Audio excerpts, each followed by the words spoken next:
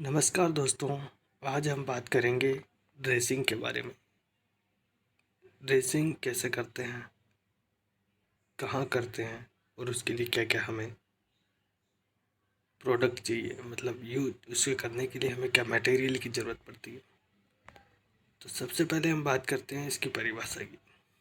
तो किसी घाव के ऊपर स्टेरिल पैड का उपयोग कर को इन्फेक्शन से बचाना तथा वाउंड की यानी कि घाव की हीलिंग को इम्प्रूव करना, इसके लिए हम ड्रेसिंग करते हैं। आगे हम बात करते हैं ड्रेसिंग के लिए मटेरियल क्या क्या चाहिए। तो मटेरियल की बात करें हम तो 70% चाहिए एल्कोहल, सेवलॉन चाहिए 5% और बिटाडीन 5% एंड 10% चाहिए। नॉर्मल सेलान चाहिए यानी कि एनएस चाहिए। टिंचर आयोडीन चाहिए 1%। हाइड्रोजन परऑक्साइड चाहिए। ये सब आपको यहाँ चित्र दे रखे हैं, फिगर दे रखे हैं, जिसमें ये तो है अपना एल्कोहल, ये है आपके पोविडीन आयोडीन, ये हाइड्रोजन और ये NaCl यानी कि NS। इसके बाद हम वाउंड को कवर करने वाला मटेरियल क्या होता है, तो इसमें गोज पीस होते हैं और बैंडेज। जो बॉक्स के अंदर दिखाई दे रहा है ये आपका बैंडेज है, और जो ये बाहर दिखा रहे हैं ये आपको गोज पीस है, और ये ग्लव्स। ये एक ट्रॉली होती है, ड्रेसिंग ट्रॉली। उसके अंदर सारे सामान रहते हैं जो कि हमें चाहिए। ऐसी ट्रॉली होती है, आपको दिखाई दे रही है। ये वाली ट्रॉली ऐसी ट्रॉली होती है। इसके बाद हम बात करते हैं ड्रेसिंग के उद्देश्य, पर्पज़ ऑफ ड्रेसिंग। ड्रेसिंग के क्या पर्पज़ होते हैं। तो घाव को संक्रमण से बचाने के लिए, हीमोस्टेटिस यानी कि रक्त स्राव को कम करना, ब्लड बह रहा हो तो उसको रोकने के लिए, घाव की हीलिंग को बढ़ाना यानी घाव की जो मिटने की क्षमता है, दर है, उसको बढ़ाने के लिए ड्रेसिंग करते हैं जिससे कि इन्फेक्शन ना हो।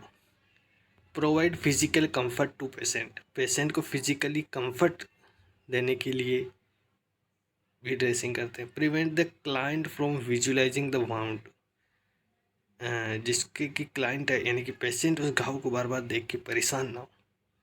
मरीज को शारीरिक और मानसिक कंफर्ट प्रदान करना, इससे क्या है कि घाव ढका हुआ रहेगा तो उसकी हीलिंग भी फास्ट होगी।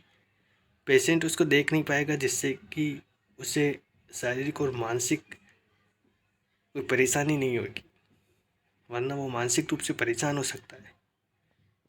और वाउंड वाली जगह को सहारा प्रदान होता है इससे। ड्रेसिंग के टाइप्स देखते हैं तो गोज ड्रेसिंग होती है। गोज ड्रेसिंग में क्या होता है कि ये एक सामान्य प्रकार की ड्रेसिंग है जो कि विभिन्न प्रकार की साइज और शेप में होती है।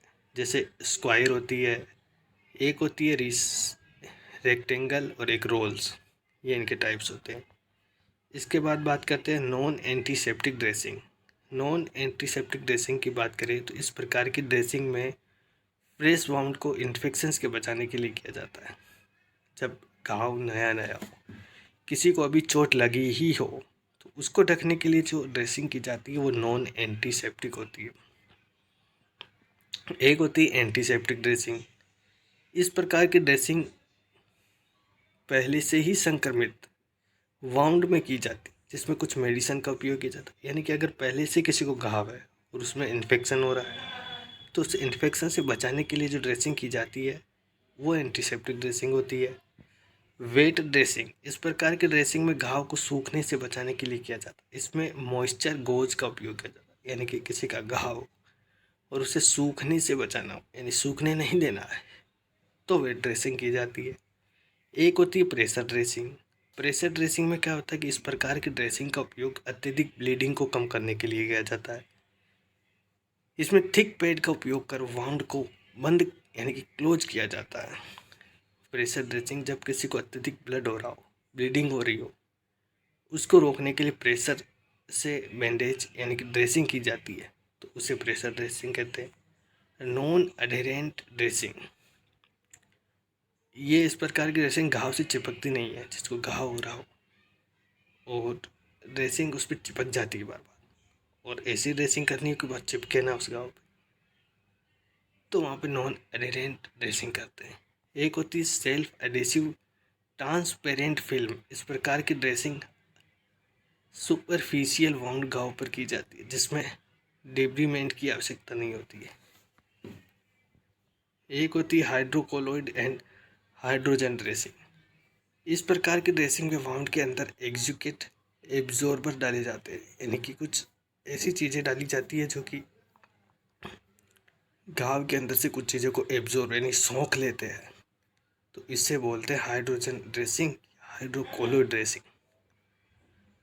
धन्यवाद दोस्तों। इसी प्रकार भी जानकारी के लिए हमारे वीडियो को देखने के लिए चैनल को सब्सक्राइब करें और अपने दोस्तों के साथ शेयर करें। धन्यवाद।